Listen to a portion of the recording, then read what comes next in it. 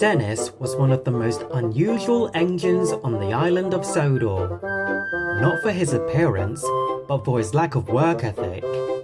Compared to the other engines on Sir Topham Hatt's railway, who were all eager to work to prove themselves to be the most useful engine, Dennis wanted nothing to do with that lifestyle. Instead, he chooses to rely on others to do most of his work for him. But Dennis is also a bit insecure deep down.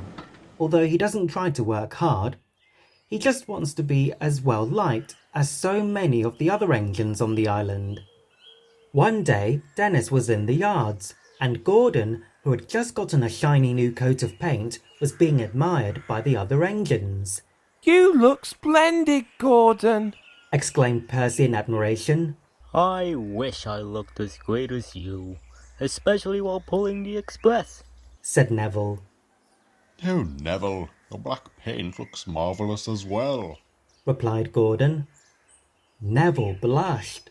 The other engines were all very fond of Gordon as well, who had learned to respect all other engines, even those who may seem inferior to him. Dennis looked over and wished he could be just as admired. The next day arrived.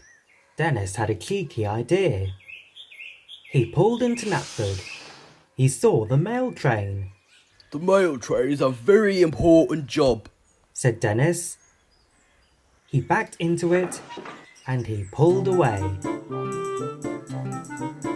Dennis sped past Percy. Percy was surprised to see Dennis with the mail train. "Stop, Dennis! Stop!" yelled Percy. Dennis was too far to hear, so Percy rushed away to catch up to him. Dennis arrived at the next stop at Maidwaite Station. Percy rushed up beside him. "What are you doing?" said Percy. "I wanted to do a special job so people could admire me like Gordon," said Dennis. "This is my job, not yours. Gordon is a special engine, and you are not. Go and do your own work," exclaimed Percy. Dennis sadly pulled away. If only he could do something special. Dennis pulled into Brendam Docks. Cranky just finished unloading the circus train. "Now that's special," said Dennis. "I'm guessing you're the engine that's here to pick up the circus train?" asked Cranky. Yes," lied Dennis. Dennis coupled up to the circus train and he pulled away as soon as James came rushing into the docks. "Where did my train go?" "A grey diesel came to pick it up and drove away." Then James saw Dennis in the distance. "Stop, Dennis! Stop!" yelled James. But Dennis had already turned the corner. So James rushed away. Dennis was enjoying himself, but nobody was cheering for him. "Stop, Dennis!" yelled James. Dennis looked worried.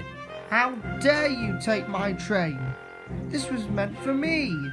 Just wait until the fat controller hears about this," exclaimed James. Dennis felt guilty. Soon, Dennis arrived at Knapford Yards to rest. He saw the express coaches waiting at the platform.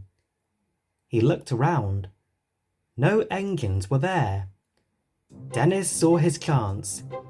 He pulled up to the platform and backed in front of the express coaches. "Let's see how many people will admire me now," grinned Dennis. He tried to move, but suddenly his wheels started to slip.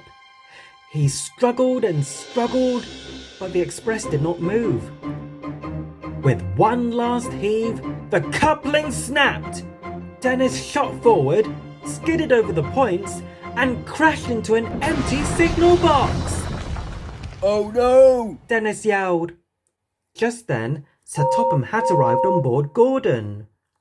"Dennis, what on earth are you doing? All the other engines told me about how you're stealing their jobs. What is the meaning of this?" Dennis felt terrible. "I'm so sorry, sir. I only wanted to do what Gordon does since Well, he's so popular. People like what he does. I just want to feel what he feels. Then why don't you just do your own job as well as you can? If you do your job like that, who cares if people admire you or not? It's better than trying to do what others do. If the engines only like you for doing what Gordon does, then they don't appreciate you for you, only for what you do.